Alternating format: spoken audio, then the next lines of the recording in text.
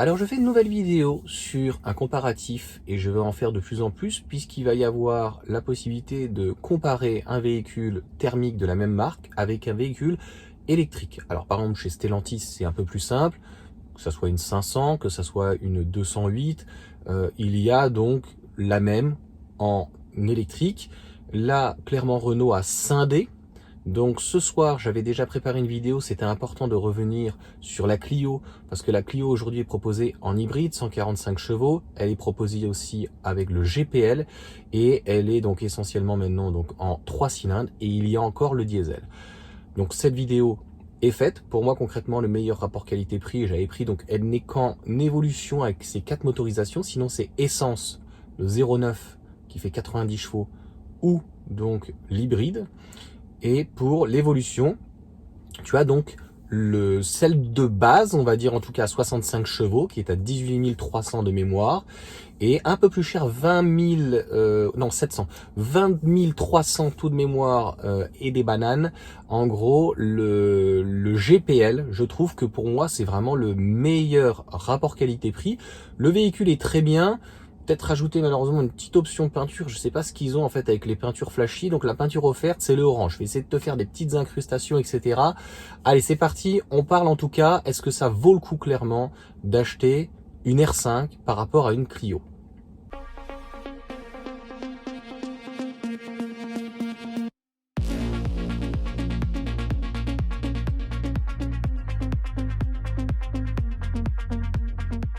Alors tout de suite, je préfère faire taire les contradicteurs qui ne connaissent pas en fait ce que je fais. Je fais entre 1 à 3 vidéos par jour, j'en suis à peu près à 1000. Ça fait bientôt un an donc que je m'amuse à faire des vidéos. Les gens vont voir le logo Tesla, vont me voir dans la Tesla et allonger. Donc tu vas te faire quoi? Je vais te mettre un petit fond vert comme ça tu seras content. Et juste derrière, tu ne la vois certainement pas. Voilà, il y a la Mégane, tu vois. Moi, je l'ai mis donc dans ma bio. J'aime toutes les voitures et je n'ai aucun problème en fait avec ça. J'ai fait des critiques sur Tesla.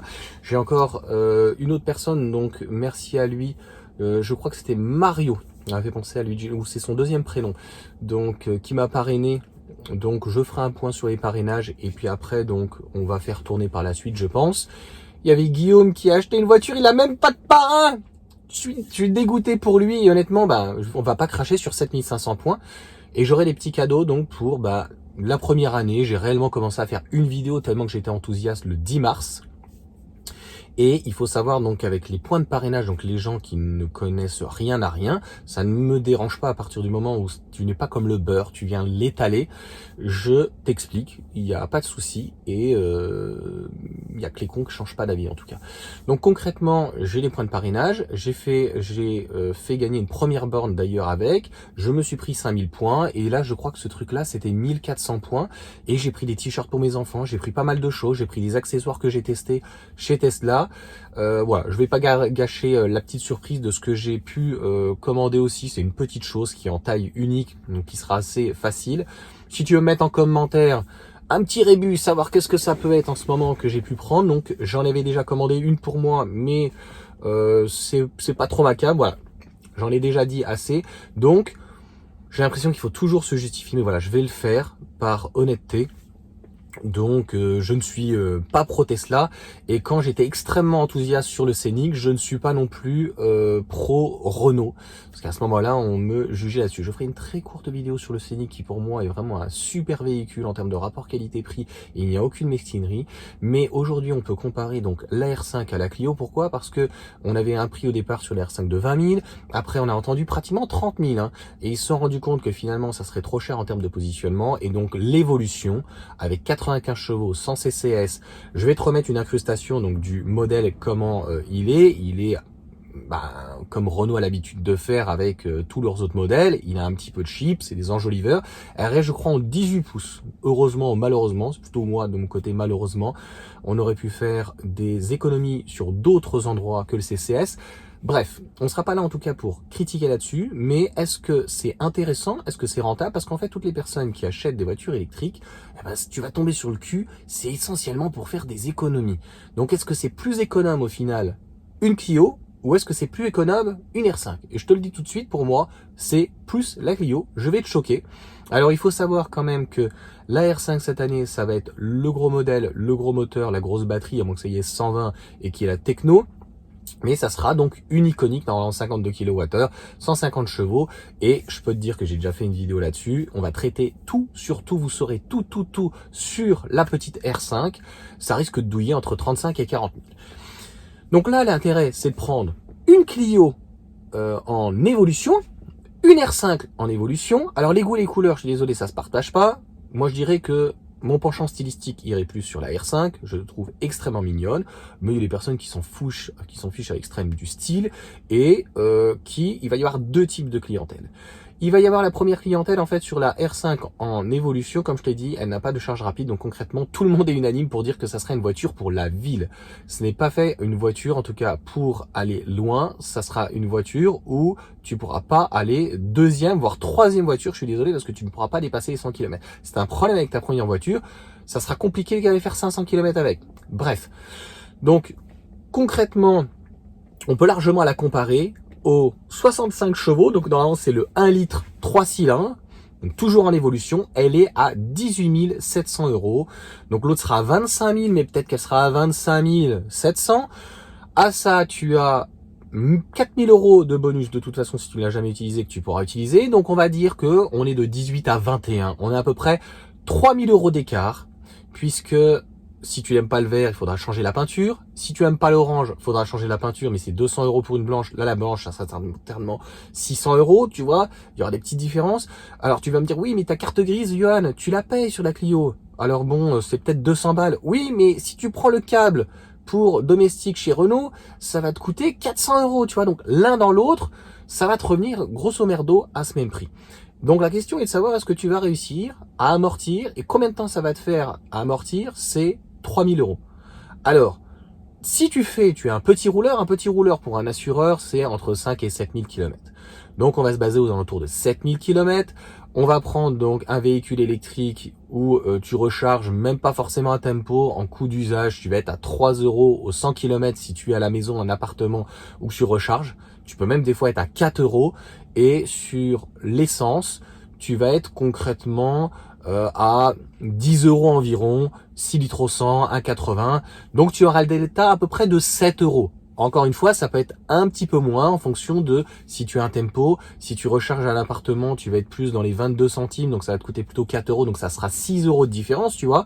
Et en gros, sur 5 à 7 000 km, ça va te faire, grosso merdo, une économie sur l'électrique par rapport au thermique de 500 €. Donc il va te falloir entre 4, 5, 6, 7 ans pour pouvoir l'amortir.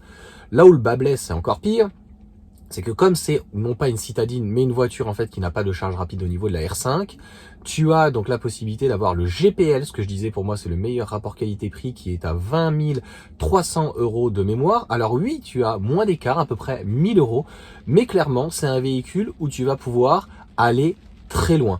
Donc tu auras une consommation entre 5 et 8 litres, et aujourd'hui le GPL on est à 80 centimes. Donc le coût vraiment est très faible sur une boîte, c'est vrai, 5.